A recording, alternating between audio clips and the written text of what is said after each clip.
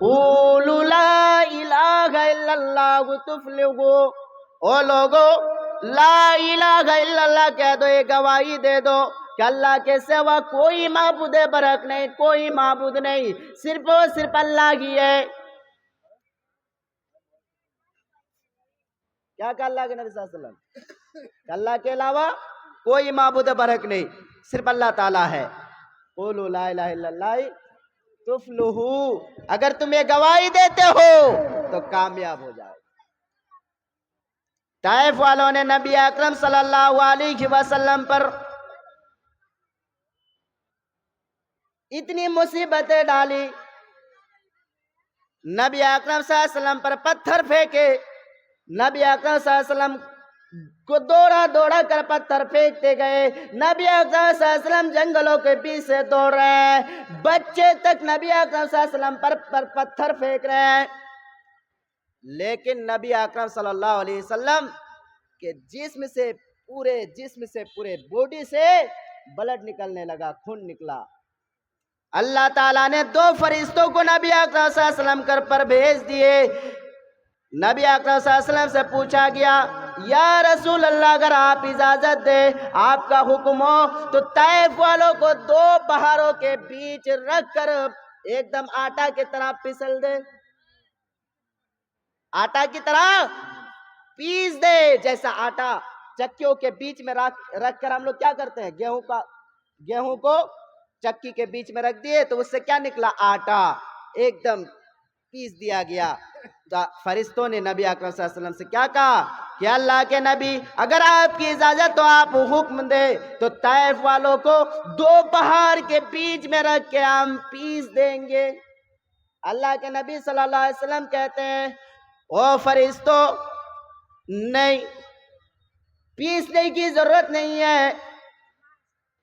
اگر ان طائف والوں نے اللہ پر ایمان نہ لایا، مجھ کو نہ مانا، ٹھیک ہے نہ ماننے دو، لیکن ان کی اولاد، ان کی نسل ضرور اللہ کو بھی مانے گی اور اللہ مجھے بھی مانیں گی، ان کی نسل، ان کی اولاد مجھے بھی مانے گی اور اللہ تبارک و تعالیٰ کو بھی مانیں گے۔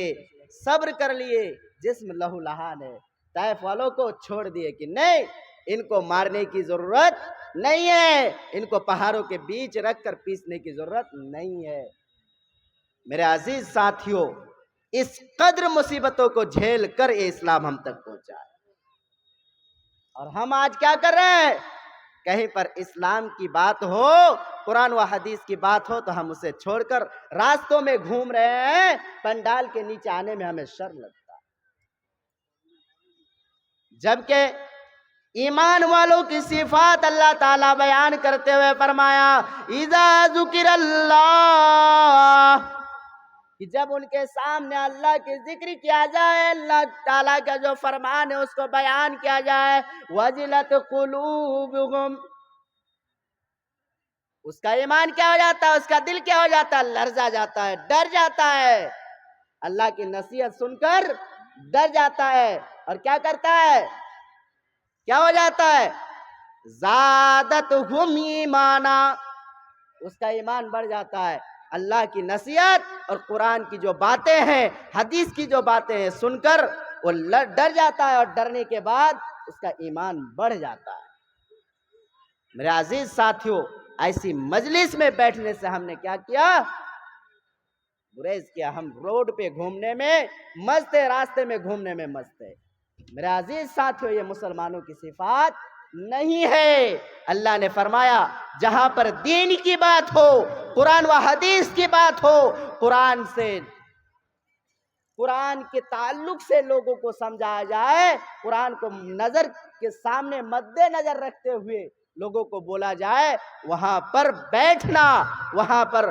باتیں سننا، یہ مسلمانوں کی پہچان ہے، یہ صفات مومن ہے۔ آج ہم کیا کر رہے ہیں، روڈوں پہ گھوم رہے ہیں، یہ مسلمانوں کی صفات میں سے نہیں ہے اور دینی مجلس کا آداب میں سے نہیں ہے۔ آخر میں اللہ تعالیٰ سے دعا ہے کہ اللہ تبارک و تعالی ہم سبھی کو شریعت اسلامیہ پر عمل کرنے کی توفیق عطا فرمائے۔ دین اسلام کے جو طور طریقے ہیں ان سبھی پر چلنے کی توفیق عطا فرمائے، اور جب ہمارا خاتمہ ہو تو ایمان کی حالت میں خاتمہ ہو۔ وآخر دعوانا ان الحمدللہ رب العالمین، والسلام علیکم ورحمۃ اللہ وبرکاتہ۔ جزاک اللہ خیرا۔